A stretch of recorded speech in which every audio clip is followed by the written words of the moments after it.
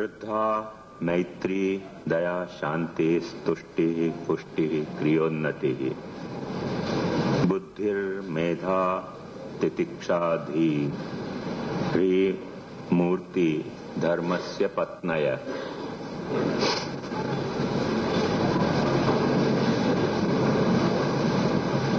ये धर्म की जो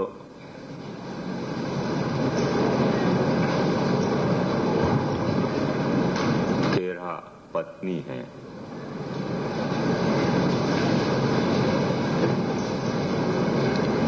कल मैंने आपको ये समझाने को प्रयास किया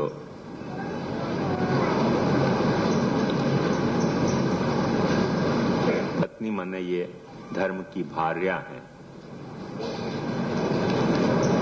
भार्या माने जाको भार वहन करना ही चाहिए।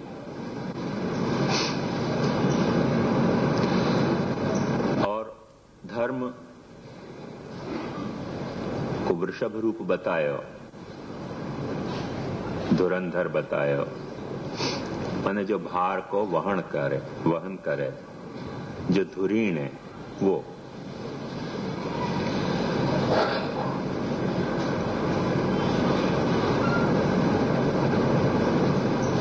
या मैं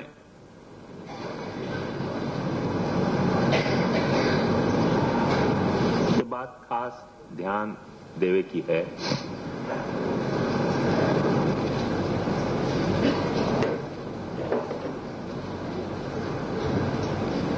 कि याकू या ढंग से मत समझियो कि ये श्रद्धा, मैत्री, दया, शांति, तुष्टि, पुष्टि, क्रिया, उन्नति, बुद्धि, मेधा, तितिक्षा, ह्री, मूर्ति, ये सब पहले अपने को अपने में विकसित करनी चाहिए, तब अपने को धर्म करने को अधिकार मिले। ये भाव या में नहीं है। ये बात ध्यान से समझो, क्योंकि हिंदी में कहावत है, नौ मन तेल आवे और न राधा नाचे। तो फिर तो धर्म एक टांड पे चढ़ा देवी जैसी बात हो जाएगी, क्योंकि हर व्यक्ति ये सोचेगा दाई नो घोड़ो रमतो जमतो छूटो, ये गुण आवे नहीं और धर्म अपने करना नहीं। ये भाव नहीं है। ये धर्म करने के क्वालिफिकेशन नहीं है।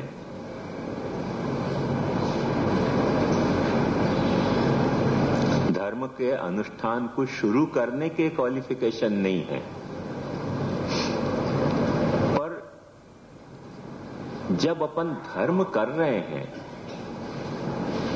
कोई भी क्रियाकलाप को, चाहे वो अपने यहाँ की, जैसे अपन ने सेवा कथा के संदर्भ में देखियो, कोई के यहाँ यज्ञ यागादि के संदर्भ में हो, कोई के यहाँ भगवत पूजा के संदर्भ में हो, या कोई के यहाँ मानव सेवा के संदर्भ में हो, या अहिंसा के संदर्भ में हो, या प्रार्थना वगैरह, या कोई क्रिश्चियनिटी के हिसाब से देखो तो 5 जो सैक्रामेंट्स हैं उनके संदर्भ में हो, जा संदर्भ में हो,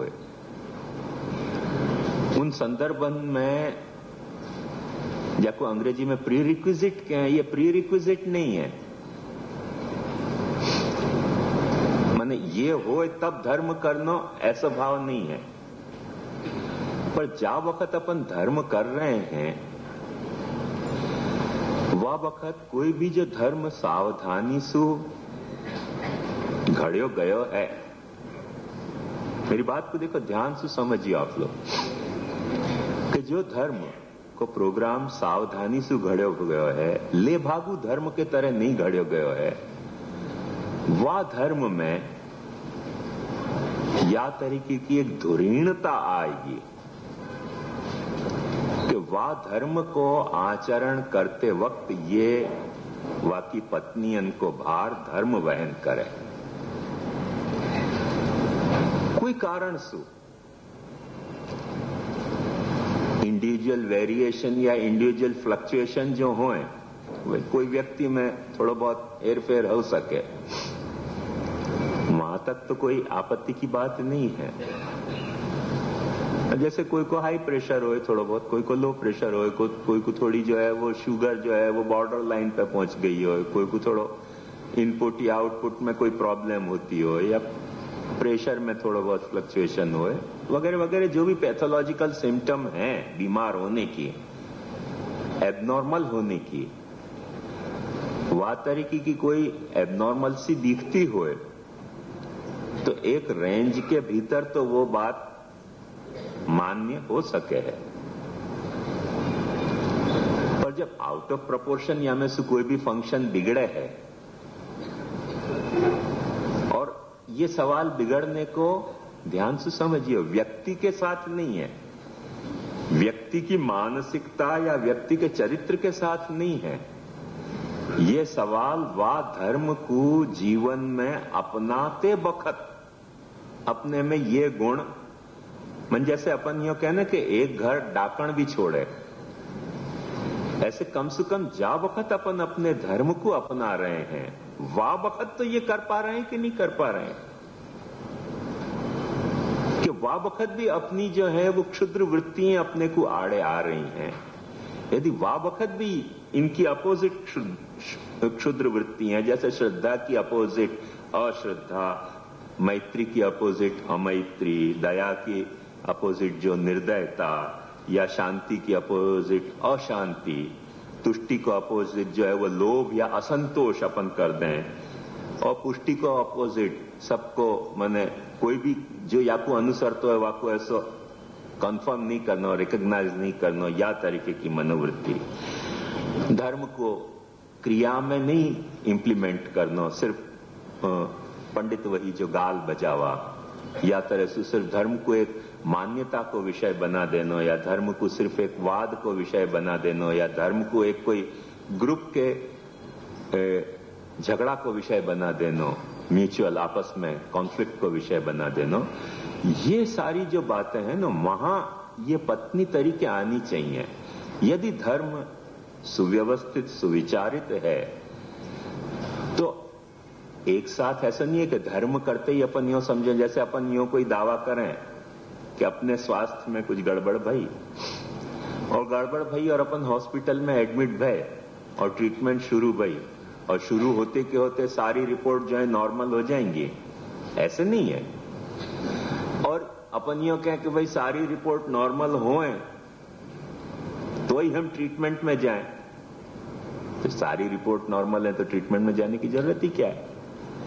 कहीं कुछ रिपोर्ट में गड़बड़ आई है तभी तो ट्रीटमेंट की जरूरत है। सो धर्म जो है वो आपको धारण कर रहे हो है, आप धर्म को धारण कर रहे हो, दोनों एक दूसरे से टिके भय हो, और वहां में कोई तरह की एबनॉर्मल सी आ रही है तो वाकई ये चेकिंग के पॉइंट हैं कि भाई कैसे आपको पैथोलॉजिकल इन्वेस्टिगेशन करना कि स्वस्थ है कि नहीं व्यक्ति, धर्माचरण करतो भयो व्यक्ति, धार्मिक व्यक्ति अपने धर्मानुष्ठान में स्वस्थ है कि अस्वस्थ है।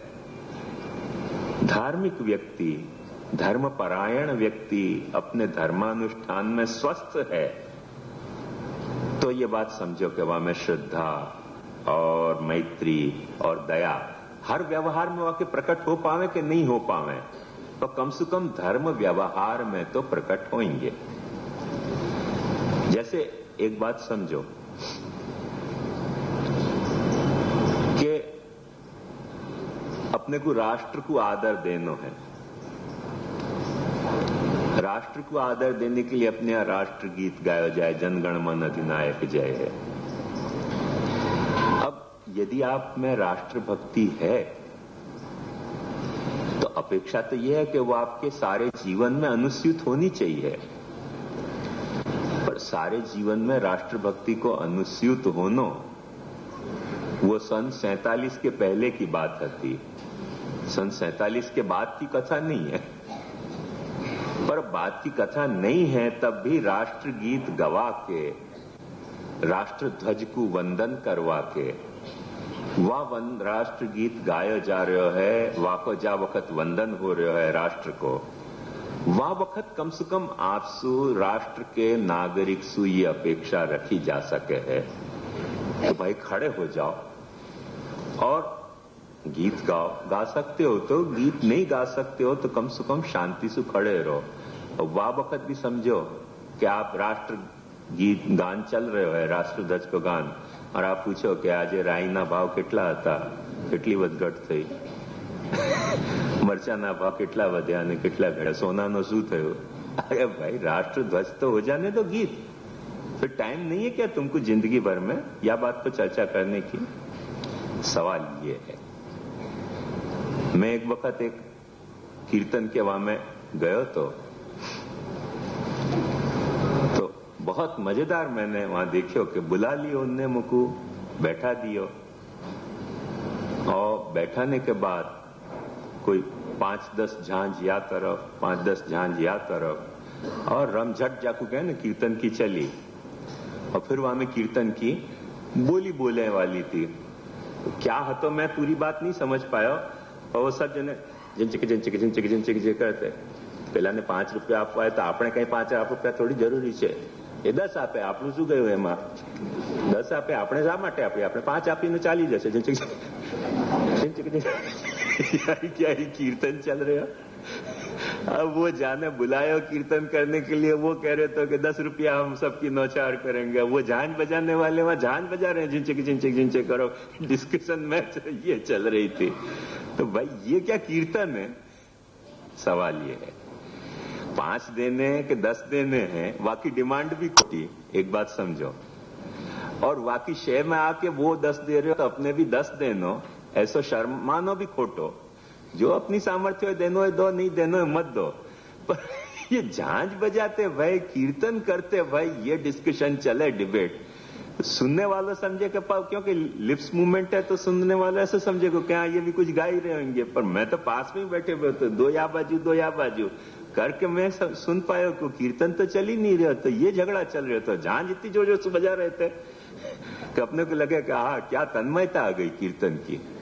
सवाल ये अस्वस्थता को है। ये पद्धति कीर्तन के स्वस्थतया कीर्तन करने की पद्धति नहीं है।